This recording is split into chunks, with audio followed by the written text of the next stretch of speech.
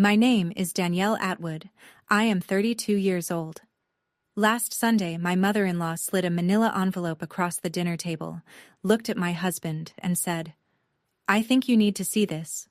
She had secretly DNA tested our 3-year-old daughter.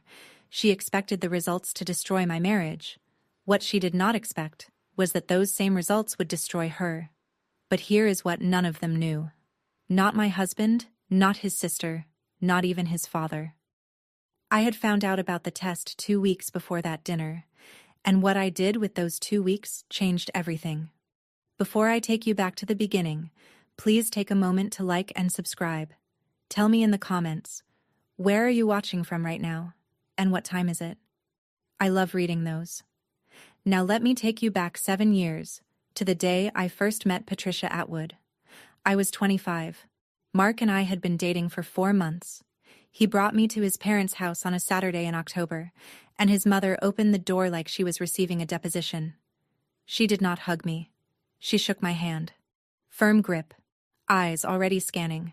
The first 30 minutes were fine.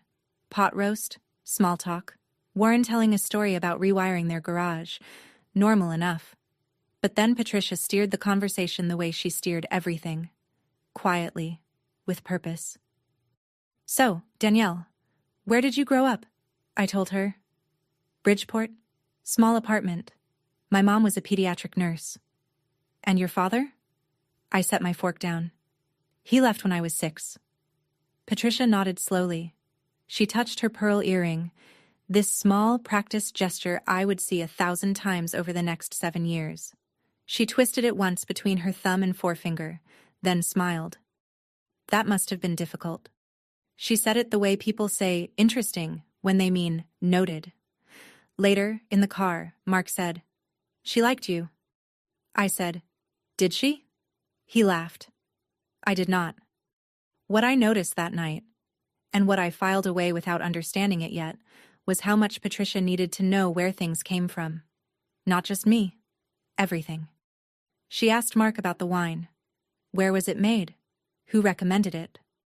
She inspected the label before she poured. She was a woman who tracked origins. I did not know then that this quality would one day be turned against my daughter, but I remember thinking, she is someone who keeps score. Mark and I got married the following June. Small ceremony, 40 guests, outdoor venue near the Connecticut coast. My mother flew in from Arizona. Patricia wore cream, which my maid of honor said was a power move. I did not care. I was marrying a good man. The first year was quiet in the way new marriages often are. We rented a house in Milford, 40 minutes from Patricia and Warren. Close enough for holidays. Far enough for breathing room. Except Patricia did not believe in breathing room. She showed up unannounced. Tuesdays, mostly. Sometimes Thursdays. She would walk in through the side door. We had given her a key for emergencies. And rearrange whatever was in reach. The spice rack. The coat closet. Once, she reorganized my linen cabinet and left a note. Towels by color. Easier to find. I thanked her. Mark said that was just how she was. Courtney, Mark's younger sister, visited on weekends. She was 24 then, still living with Patricia, still orbiting her mother like a satellite with no trajectory of its own. Every visit ended the same way. Courtney would leave, and by that evening, Patricia would call Mark with commentary about our house, our meals, our plans. I did not say anything. I was new to the family. I was still learning the rules. One night at Thanksgiving, Patricia raised her glass. "To Mark," she said. She looked around the table, Warren, Courtney, Aunt Margot, Uncle Dennis. Then her eyes landed on me for exactly 1 second. Mark could have had anyone. Anyone. The table laughed. I smiled. Somewhere in my chest, a small, precise instrument made its first measurement. Lily was born on a Wednesday in March, 2 years into our marriage. 7 pounds, 4 ounces. She came out screaming, which the nurse said was a good sign. Her hair was dark, almost black. Patricia held her in the hospital room and said, "She looks just like Mark did." There was warmth in it. Real warmth. For a moment I thought, maybe this is the thing that brings us together.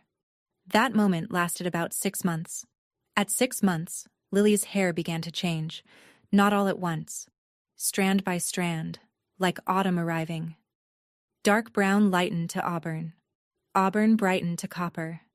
And by her first birthday, my daughter had a head full of strawberry red curls that caught the light like small fires. I thought it was beautiful. My mother had the same hair. Her grandmother before her. The genetics were not a mystery to me, but Patricia did not see genetics. She saw a problem. "Interesting," she said at Lily's first birthday party, holding a curl between her fingers the way someone holds a piece of evidence. "Red hair." She looked at Mark. Looked at me. Looked back at Mark. "Where does that come from?" I explained. "Recessive gene. My maternal line. It skips generations sometimes." Patricia smiled the pearl earring smile. Interesting. Because red hair does not run in the Atwood family." She said it lightly. "The way you mention a crack in a foundation. Not alarming, just factual, just something that should probably be looked at." Nobody at the party responded. But I heard it. And I knew, with the certainty of someone who reads body language for a living, that she had been thinking about this for a while. Over the next year, things shifted. It was not dramatic. Nothing Patricia did was ever dramatic at first. She was methodical. She planted seeds the way someone salts a road before a storm. Thin, deliberate layers that you do not feel until you lose your footing. The comments about Lily's hair became routine. Not every visit, but often enough. "She is so unique looking. No one on our side has that coloring. Does your family have any Irish? Maybe that explains it." I started keeping count. 14 comments in 6 months. I wrote the dates in a small notebook I kept in my bedside drawer. Professional habit.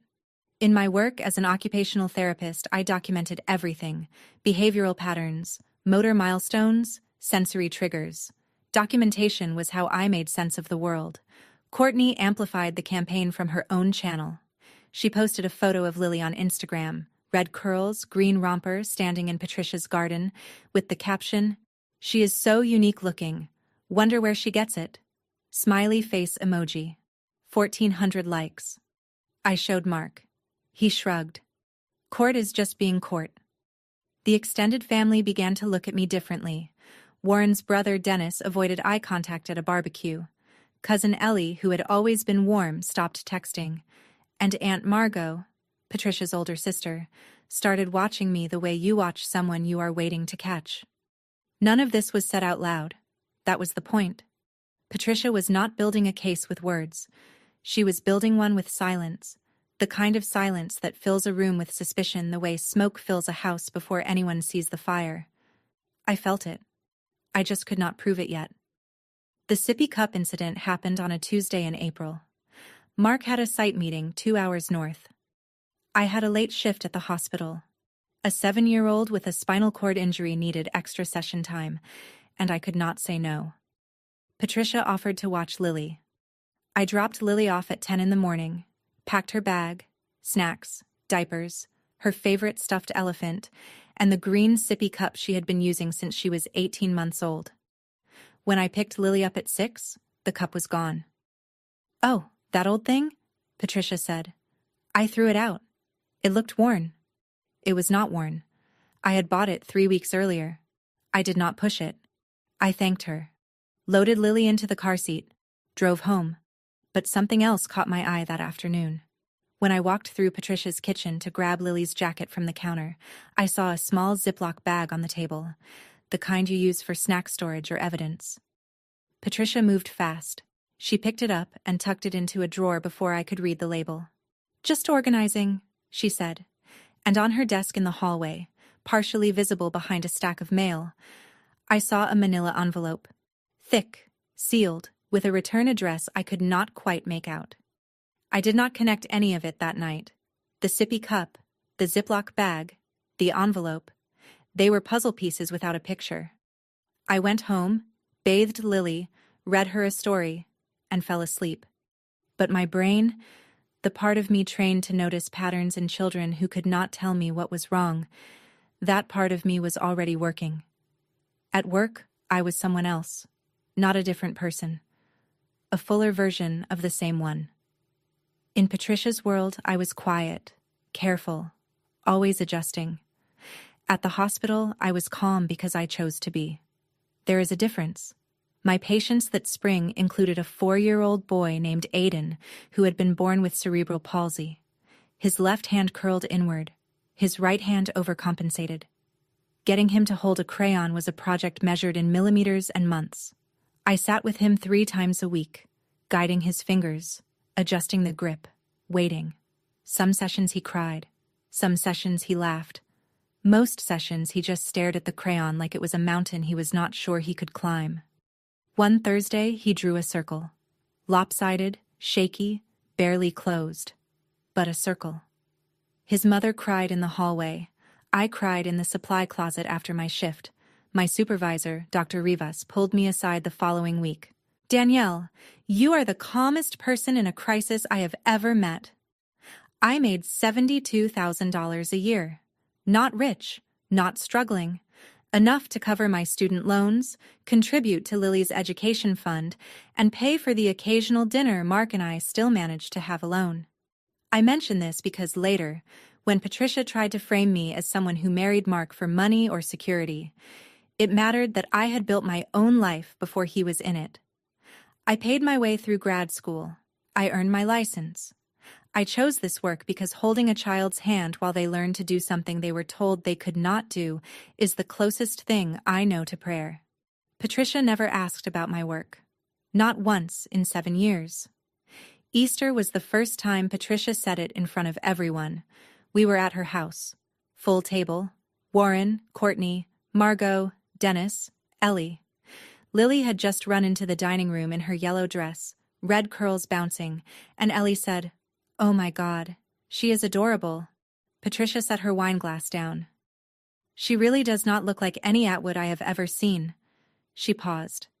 Let the silence do its work. Not one. Courtney, right on cue. "Mom is right. I looked at old family photos. No redheads." I felt the table turn. Not dramatically. No one gasped. But the air changed the way air changes before weather. Warren cleared his throat. Margot studied her asparagus. I looked at Mark. He was looking at his plate. He said nothing. The dinner continued. Lily ate her mashed potatoes. Patricia served dessert. Courtney complimented the pie. The wound was delivered and papered over in the same breath. In the car on the way home, I said, "If your mother says that one more time in front of your family, I will respond." Mark's knuckles whitened on the steering wheel. "She will not. I will talk to her." "When?" "Soon."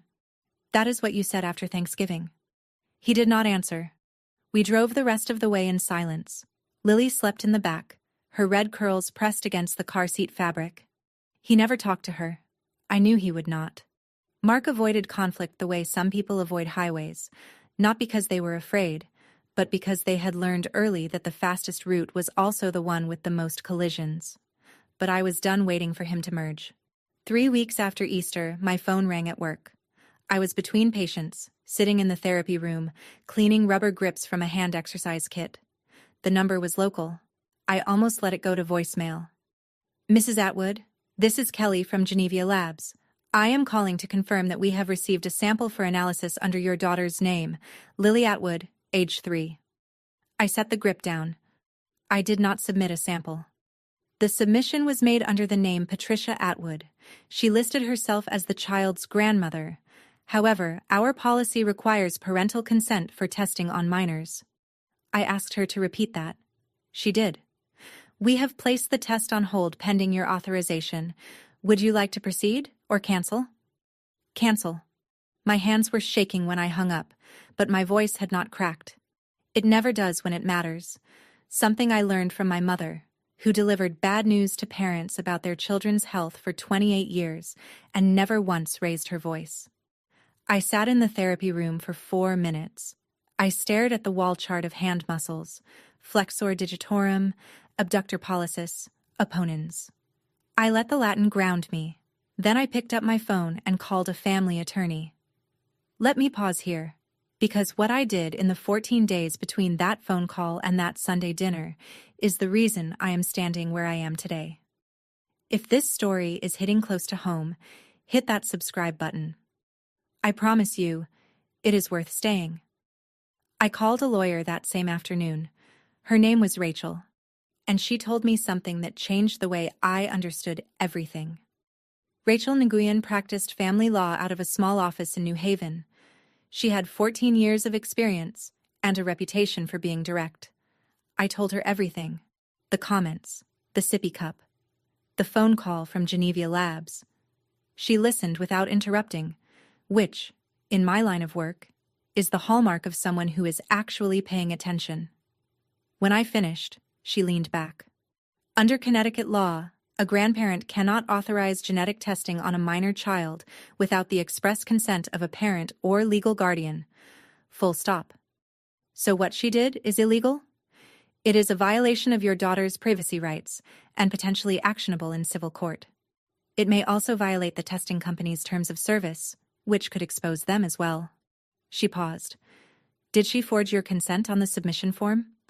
I do not know. We will find out. Rachel made a note. In the meantime, do not confront her. Do not tell your husband yet. I looked at her. Why not? Because if you tell Mark, he will call his mother. She will cry, apologize, and ask him to keep it in the family. The pattern will repeat. If you want this to stop, really stop, you need to let her play her hand. I paid the consultation fee. $350. It was the best money I have ever spent. Walking out of Rachel's office, I called Geneva Labs back. I asked them to confirm the sample had been canceled and to flag any future submissions involving Lily Atwood without my written authorization. Then I drove to pick up Lily from daycare. She ran to me at the door, arms up, red curls everywhere. I held her and thought, nobody is taking anything from us. That night, after Lily went to bed, I sat at the kitchen table with my laptop. I searched. DNA testing consent laws, Connecticut minor child. The results confirmed what Rachel had told me. Parental consent was required. A grandparent had no legal standing to authorize genetic testing on a grandchild. I searched. At-home DNA test kits, no parental consent. This was where it got more complicated. Clinical labs like Geneva had strict consent protocols. That was why they called me. But consumer platforms, the ones that advertise ancestry and family connections, had consent checkboxes that were easier to bypass. Click, I am the parent or legal guardian. Submit. Done. Patricia had used Geneva for what I assumed was a paternity-style test, but had she also used a consumer platform? I opened Patricia's Facebook page. She rarely posted, but Courtney tagged her in things, family dinners, Lily's photos. I scrolled back. In February, Courtney had shared an article titled, What Your DNA Says About Your Family, The Surprising Connections That At-Home Tests Reveal. Patricia had commented, Very interesting. I took a screenshot, saved it to a folder on my desktop labeled Documentation. Professional habit? Then I opened my bedside notebook, the one where I had been logging Patricia's comments about Lily's hair. 14 entries in 6 months. I added a 15th, April 14th. Geneva Labs confirmed sample submitted under Patricia Atwood's name without parental consent.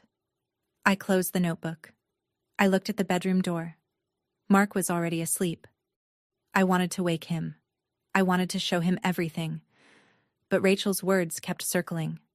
Let her play her hand. So I turned off the lamp, and I waited. The hardest part was not the waiting.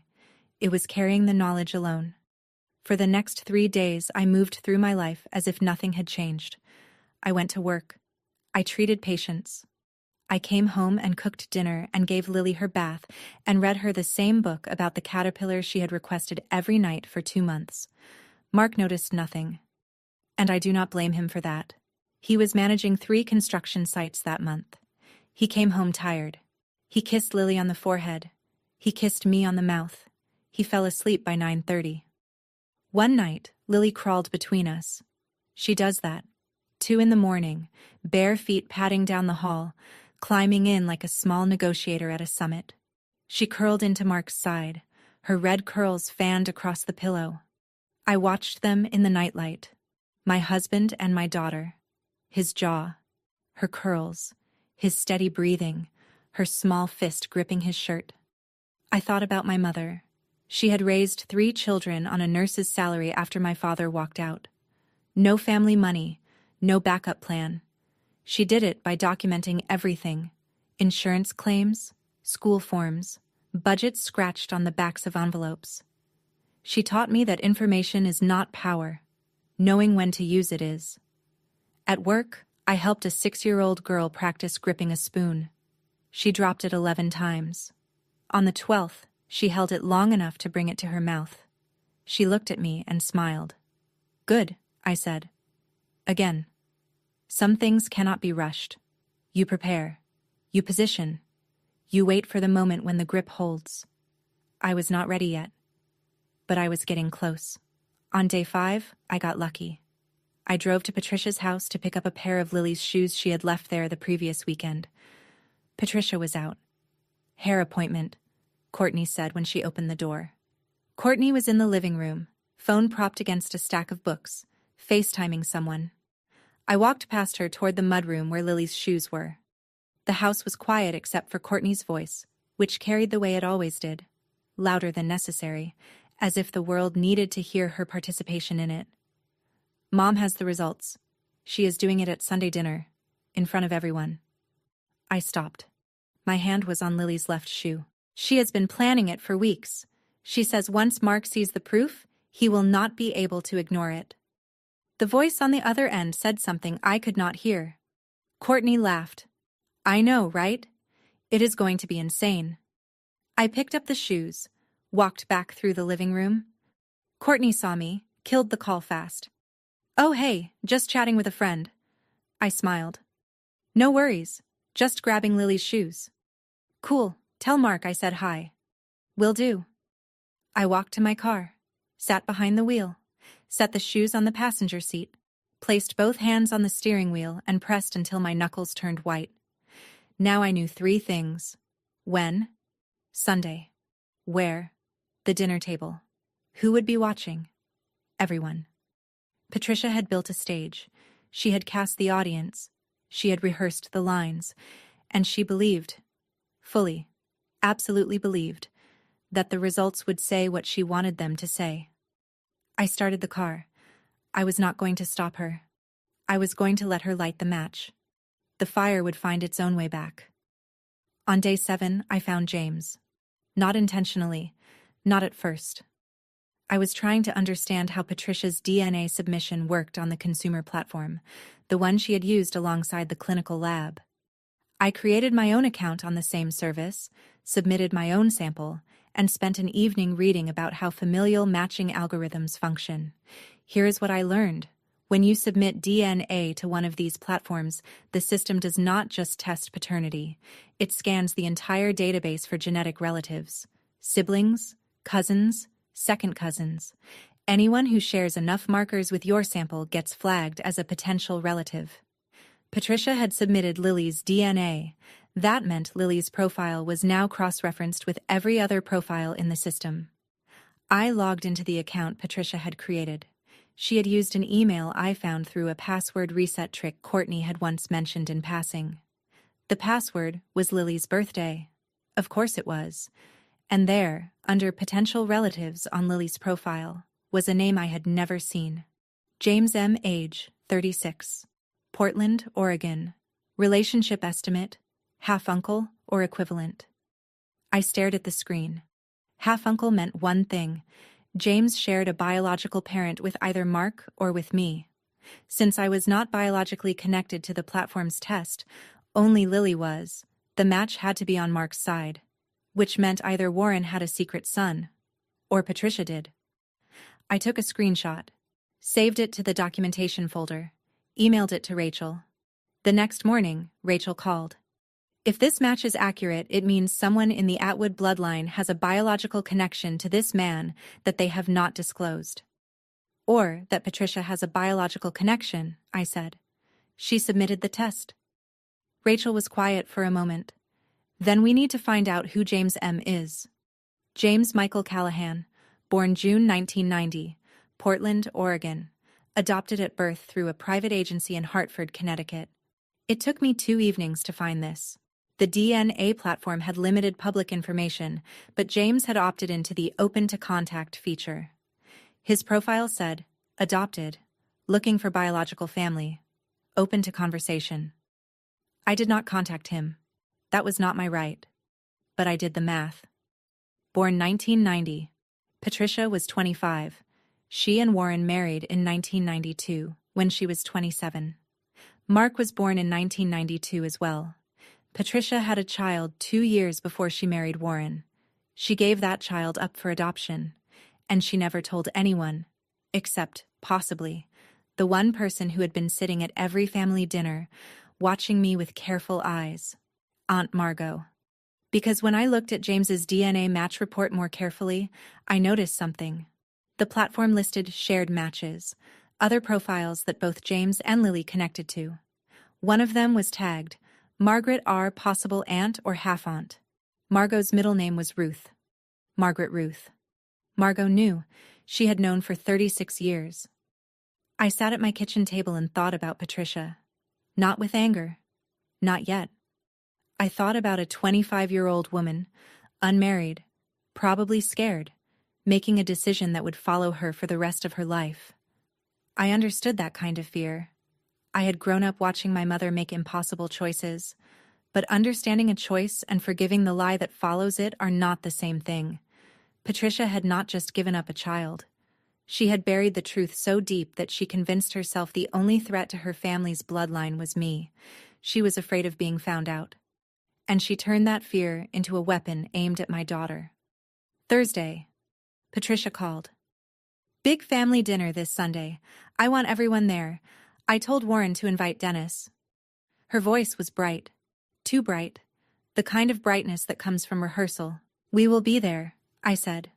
Friday. I printed the screenshots. I organized my documentation folder, dates, events, evidence, lab confirmation, platform login records. The familial match report for James M. I backed everything up to my cloud drive and emailed copies to Rachel. Rachel. If she does it, if she presents the test publicly, that strengthens your position in any civil action. You have witnesses. I know. Are you sure you want to go through with this? You could confront her privately. End it before Sunday. I am sure. Saturday night. I gave Lily her bath. She sat in the tub, splashing, her red curls slicked wet and dark against her neck. I shampooed her hair gently, working the lather through the tangles. Mommy, why does Grandma Pat always touch my hair? I paused. My 3-year-old, already noticing. Because your hair is beautiful, baby. Is it magic hair? I smiled. The most magic. I dried her, dressed her in pajamas, read her the caterpillar book. She fell asleep holding my thumb. Mark came upstairs. Mom seems really excited about Sunday. Wonder what is up. I looked at him. My husband, kind face, tired eyes, good man who had spent his entire life believing his mother was who she said she was. I guess we will find out, I said. I lay in bed that night and did not sleep. I stared at the ceiling and ran through every scenario. In every version, the truth came out. The only variable was how much it would cost. Sunday morning. I dressed carefully. Ivory sweater. Soft, not sharp. Dark jeans. The small gold necklace Mark gave me on our first anniversary. No war paint, no armor. Just me. Lily wore a blue dress with white flowers. She spun twice in the hallway mirror before I caught her. Mark loaded the car. 40 minutes north. Classic rock on the radio. Lily fell asleep before we hit the highway. I watched Mark's hands on the steering wheel. Strong hands, capable hands. He built things for a living. Houses, structures, things designed to hold weight. And I thought, today, those hands would either hold mine or let go. We pulled into Patricia's driveway at 4:15, 3 cars already there. Warren's truck, Courtney's sedan, a silver Buick I recognized as Margot's. Full house. Patricia met us at the door. She hugged Mark. Long, firm, the kind of hug mothers give when they are about to do something they believe is righteous. She nodded at me, brief, efficient. "Put Lily down upstairs," she said. "She can nap in the guest room." I carried Lily up, laid her on the bed, pulled a blanket over her legs, her red curls fanned across the white pillow. Back downstairs, the family was assembled. Warren in his usual chair by the window. Dennis beside him. Courtney on the couch. Phone in hand, leg bouncing. Ellie, Courtney's cousin, setting out napkins. Margot standing by the china cabinet, arms crossed, mouth tight. And on the hallway table, right where I had seen it 2 weeks ago, the manila envelope. Thick, sealed, waiting. Patricia caught me looking at it. She smiled. The pearl earring smile. "Dinner first," she said. The pot roast was good. I will give Patricia that.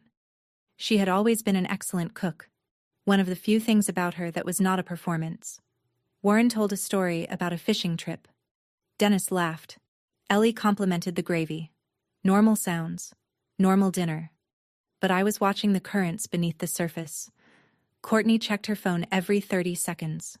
Not texting, just checking the time. She was on a clock. Margot held her fork the way some people hold the railing on a bridge, tight grip, eyes straight ahead. She ate almost nothing. Patricia sat at the head of the table. She smiled at everyone. She asked about Dennis's new truck. She refilled Warren's water.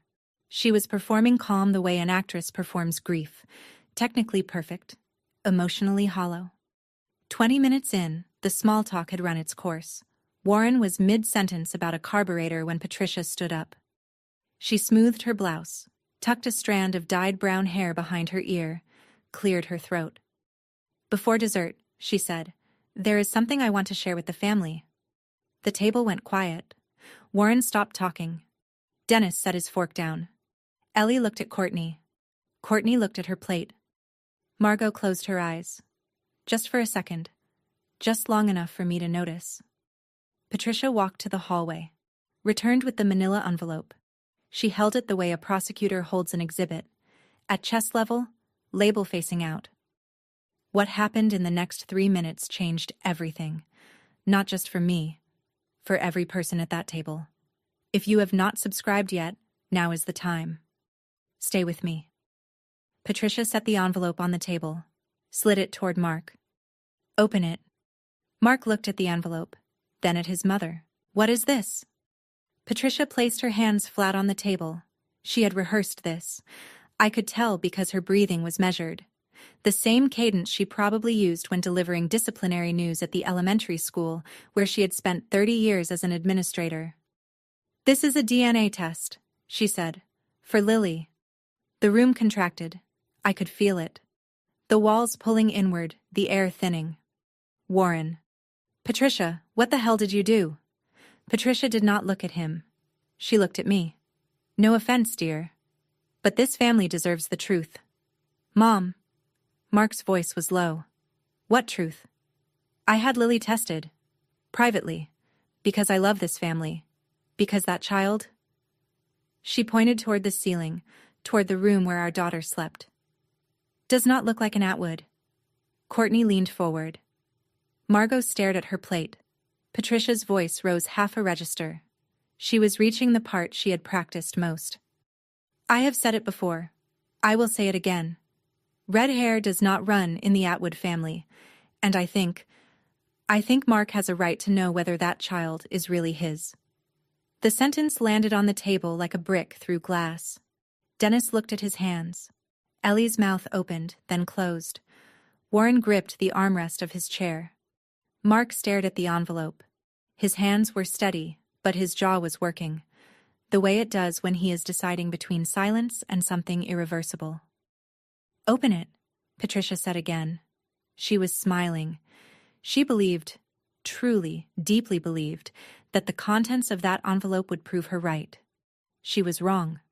Mark picked up the envelope, broke the seal, pulled out a stack of pages, 5 or 6 sheets, printed on lab letterhead. He read the first page in silence. 15 seconds passed. Maybe 20.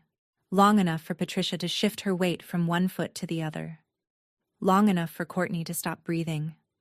Mark looked up. He looked at Patricia. She is mine. Patricia blinked. What? Probability of paternity, 99.9998%. He held up the page. Lily is my daughter. The smile on Patricia's face did not fall. It fractured, like ice on a windshield, still in place, but no longer holding. That cannot be right. Let me see. She reached for the papers. Mark pulled them back. No, you have done enough. Courtney. Maybe the lab made an error. Mark turned to her. Shut up, Court. Courtney recoiled like she had been slapped. In 34 years, Mark had never spoken to her like that. The room understood. Something had shifted in him. A door that had been propped open his entire life had just closed. Patricia's hand went to her pearl earring, twisting. The gesture I had seen at our first dinner together, at Thanksgiving, at Easter, at every moment when Patricia's certainty met resistance, and she needed something to hold on to. There must be a mistake, she said. Her voice was smaller now. The hair, the coloring. It does not make sense. Mark set the papers down. He looked at me for the first time since Patricia had stood up.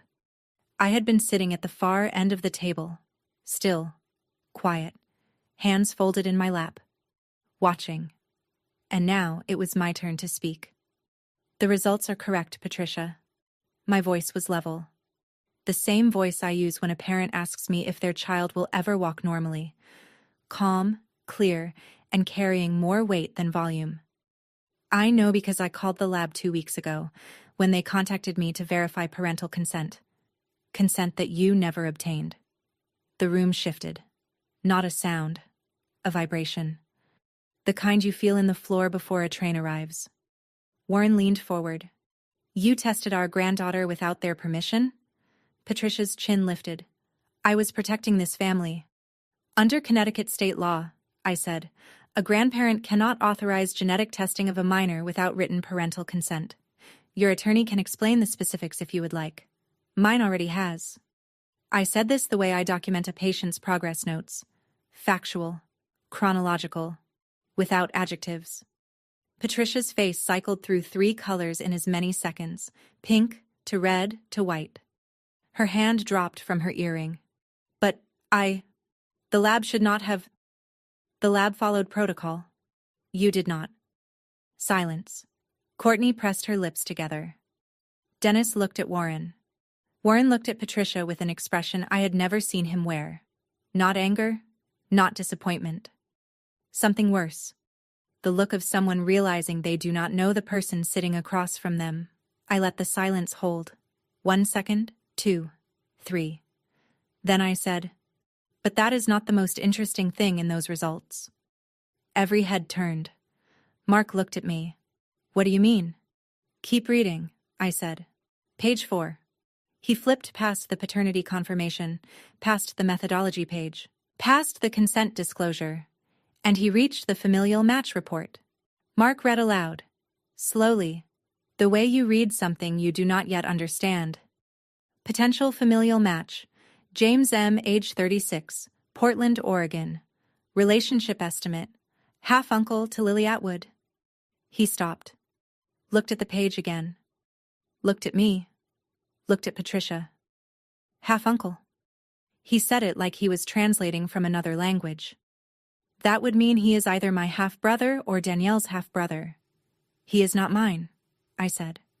Mark turned to Patricia. Mom, who is James? Patricia's mouth opened. Nothing came out. Her hands gripped the edge of the table. Her pearl earring, the one she had been touching all night, hung motionless. Even the nervous gesture had abandoned her. I do not know what that... Aunt Margot's fork hit the plate. She stood up. Trish, do not. 2 words. And the room understood everything. Dennis. Margot, sit down. Warren stood slowly. His chair scraped across the hardwood, a sound that cut through the silence like a blade dragged across a stone. Trish, answer the question. Patricia's eyes filled. She looked at Margot. Margot shook her head. A small, desperate no. It was before you, Patricia said. Her voice cracked. Not the practiced crack of a woman performing vulnerability. A real crack. The kind that comes from a wall bearing weight for 36 years finally giving way. Before your father, I was 25. I was not ready. You had a child. Mark's voice was flat. I was young. I was so scared. You had a child, and you never told me. He stood now, too. You never told Dad. Warren's hand found the back of his chair. He held it the way you hold something when the ground is no longer steady. 36 years. Warren's voice was quiet. Electrician's hands flat on the table. We have been married 34. Patricia. Warren. Please. It was before us. I was so ashamed. You told Margot. He looked at Margot, who was still standing, one hand on the china cabinet. But not me. Margot. Warren. She was scared. Were you scared for 36 years, Trish? The question landed and stayed. Nobody moved. Patricia cried. Real tears this time. Not the performative kind she deployed when Mark forgot to call on Sundays, or when Courtney canceled plans. These were the tears of a woman watching a foundation she had built with silence crumble under the weight of her own scheme. For one moment, one small, strange moment, I saw her. Not the Patricia who had spent 7 years questioning my daughter's DNA, but the 25-year-old girl who sat in a hospital in Hartford and signed papers and walked away from a baby she was not allowed to keep. I understood that girl. My heart ached for her. Then Patricia wiped her eyes, straightened her back, and said, This is Danielle's fault. She brought this up to humiliate me.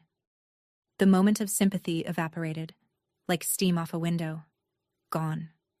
Mark stepped forward. Mom, Danielle did not bring up anything. You ordered the DNA test. You planned this dinner. You slid that envelope across the table. He picked up the pages, held them toward her. I think you need to see this. He said it slowly, the same words she had used 20 minutes earlier. Is that not what you said? Well, we saw it. Patricia sat down. Not in her chair. She missed it slightly and caught the edge. Margot reached for her. Patricia pushed her hand away. Courtney was crying. Mascara tracked down both cheeks. She looked less like a 29-year-old influencer and more like a child who had just discovered the rules of her world were not what she thought. I did not know about James, she said. Mom, you told me Lily was not Mark's. You said you had proof. Patricia. She is not. The red hair. Mark cut in. Mom, I am the one with the recessive gene. He pulled out his phone, swiped through his photos, found what he was looking for and held it up for the table to see. A photograph. Old. Taken in the early 1980s, judging by the clothes.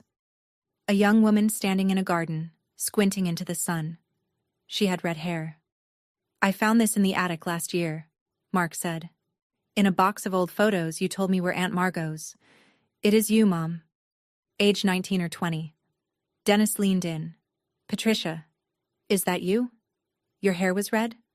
Patricia's hand, the one that always found her pearl earring, hung at her side. She reached up slowly, unclipped the earring, set it on the table. The small gold post clicked against the wood. I started dyeing it at 19, she said. I always hated it. The red hair that did not run in the Atwood family had run through Patricia's veins since birth. She had buried it under 40 years of salon appointments and careful maintenance. And then, when her granddaughter was born with the same trait, she did not see inheritance. She saw exposure. Courtney looked at me. I am so sorry, Danielle. I know you did not, Courtney. There was nothing else to say at that table. Warren picked up his jacket from the back of his chair. He put it on slowly, the way he did everything, deliberate, measured. I am going for a drive, he said. He did not look at Patricia. Mark. We are leaving too. He turned to me. Get Lily. I went upstairs. Lily was still sleeping. Red curls spread across the white pillow like small copper rivers. I lifted her gently. She stirred, pressed her face into my neck, and settled. I carried her downstairs. The dining room was emptying. Dennis had his coat. Ellie was at the front door, keys in hand. Margot stood by the china cabinet, frozen, arms wrapped around herself. At the front door, Patricia stepped in front of Mark. Her eyes were swollen. Her hair, that carefully dyed brown, looked suddenly wrong, like a costume. "Mark, please, do not leave like this. We can talk." Mark stopped, looked at her. "You did not want to talk, Mom. You wanted to perform." Margot tried. "Everyone just needs to calm down." Warren, already at his truck, called back without turning. "Margot, if you say one more word, I am calling my lawyer in the morning." The sentence landed on the porch like a gavel. Margot went silent. Dennis passed her without a word. Ellie followed, eyes on the ground. I carried Lily to the car. Mark opened the door. I buckled her into the car seat. She murmured something about her stuffed elephant. I handed it to her. She grabbed it with both hands and went back to sleep. The house behind us, Patricia's house, the house she had ruled for 30 years, emptied one person at a time.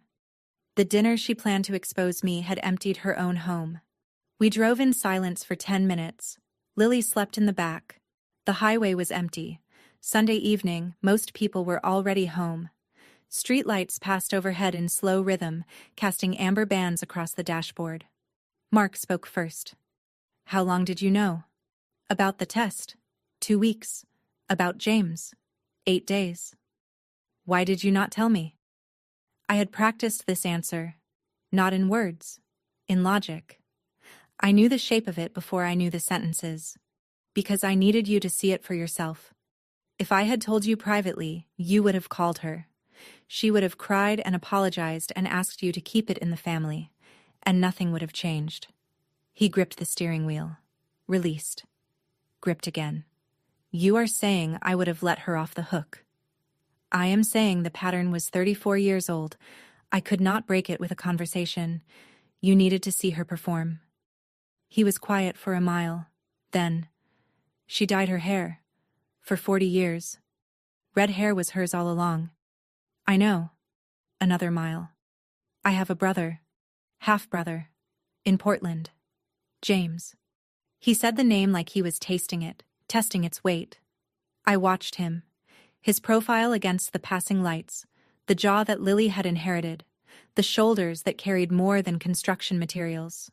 He was processing, not shutting down, not deflecting. Processing. He reached across the center console, found my hand, held it. He did not let go until we pulled into our driveway. He turned off the engine, sat for a moment, looked at me. "Thank you," he said, "for not protecting me from this." I squeezed his hand. That is not what partners do. Monday. Mark called Patricia. "I need time. Do not contact Danielle or Lily." Patricia. "For how long?" Mark. "Until I am ready." He hung up, poured coffee, went to work. That was Mark. Process by doing. Tuesday. Warren called. He was staying at Dennis's house. "Told your mother I need space to think," he said. His voice was even. No tremor, no crack. Electrician's steadiness. 34 years of marriage, that is a lot of wire to trace back. Wednesday. Courtney texted me. 3 words. "I am sorry." Then a longer message. "I should have questioned Mom instead of believing her. I was wrong, and I know an apology does not fix it, but I needed to say it." I replied, "Thank you for saying that." Thursday. Rachel sent Patricia a formal letter. Cease and desist regarding any unauthorized genetic testing of Lily Atwood. Notice of potential civil action under Connecticut privacy statutes. Patricia called Mark, panicked. Mark told her to read the letter carefully and call a lawyer. Friday evening. Mark sat at the kitchen table with his laptop open. He had been quiet all week, not withdrawn, just focused, like he was building something in his head. "I found him," he said. "James. He is a high school history teacher. He coaches JV basketball. He has a daughter, 4 years old." He turned the screen toward me. A photo on a school website. James Callahan. Dark hair. Same jaw as Mark. Same slight crook in the nose. He posted on the DNA platform 3 years ago, looking for his birth mother. On the desk behind us, the manila envelope sat where I had placed it when we got home Sunday night. Unsealed. The document that was meant to destroy us had become the document that rebuilt the truth. Mark emailed James on Saturday morning. He wrote and deleted it 4 times. I watched from the kitchen doorway with my coffee, saying nothing. He needed to find the words himself. The final version was short. My name is Mark Atwood. I believe I am your half-brother. My mother was born in Hartford, Connecticut, in 1965. If you are open to talking, I would like that. James responded in 2 hours. I have been looking for her for 7 years. I never expected to hear from a brother. They scheduled a video call for that evening. Mark set up his laptop at the kitchen table. I took Lily to the living room to watch her caterpillar show. At 7:15, I heard Mark say, "Hi, I am Mark." And then a voice I did not recognize, deeper than Mark's, steadier. "Hi, Mark. I am James." I stayed in the living room, but I could hear them. And after 20 minutes, I heard Mark cry. Not the quiet kind, the kind that comes from deep in the chest, from a place most men spend their lives pretending does not exist. I stood in the kitchen doorway. On the screen, James was crying too. Same jaw, same eyes. 36 years apart, and they look like 2 versions of the same blueprint. James. Does she know? My birth mother? Mark wiped his face. She knows. It did not go well. I do not want to cause problems. I just wanted to know where I came from. Mark. You are not causing problems, James. You are not the one who lied. Lily tugged my hand. Mommy, why is Daddy sad? I picked her up. He is not sad, baby. He is meeting someone new.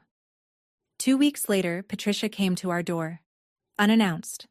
The old pattern. Same side entrance. Same assumption that her presence was always welcome. Except now the side door was locked. I had changed the code. She knocked. I opened the front door. She stood on the step in a gray cardigan, eyes rimmed red, looking 10 years older than the woman who had slid an envelope across a table with the confidence of someone who believed she was saving her family. I need to explain, she said. I was young. My parents made me give him up. I carried this guilt for decades. Mark appeared behind me. Then you should have dealt with it honestly. Instead, you projected it onto my wife and my daughter. I was trying to protect. You were not protecting anyone, Mom. You were protecting your secret. Patricia looked at me. Danielle, please. I am asking for a chance. I considered her for a long moment. This woman who had spent 7 years measuring me, cataloging my flaws, salting the ground between me and her family. This woman who had stolen my daughter's DNA. This woman who had planned a public execution at her own dinner table and called it love. Patricia, you are welcome to have a relationship with Lily. She loves you. We would not take that from her. Hope flickered in her eyes. But it will be on our terms, on our schedule, and you will never be alone with her again. The hope dimmed, but it did not die. She nodded. Those are the terms, I said. She did not argue. For the first time in 7 years, maybe for the first time in her life, Patricia Atwood did not argue. She stepped off the porch, walked to her car, and drove away. Warren called Mark on a Tuesday, 3 weeks after the dinner. Been at Dennis's since that night, he said. First time in my life I have slept under another man's roof. You okay, Dad? I have been seeing a counselor. Do not laugh.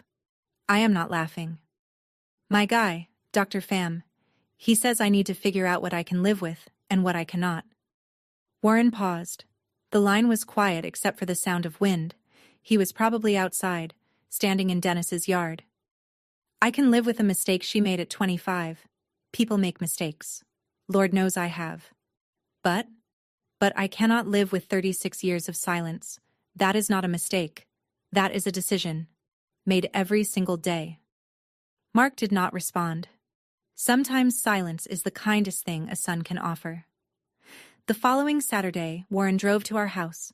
He brought a toy truck he had made in Dennis's garage, hand-sanded, painted red, with wooden wheels that actually turned. "For my granddaughter," he said at the door. Lily saw him from the hallway. She ran. "Papa Warren!" He scooped her up, and she pressed her face into his flannel collar, her red curls against his plaid shirt. He held her for a long time.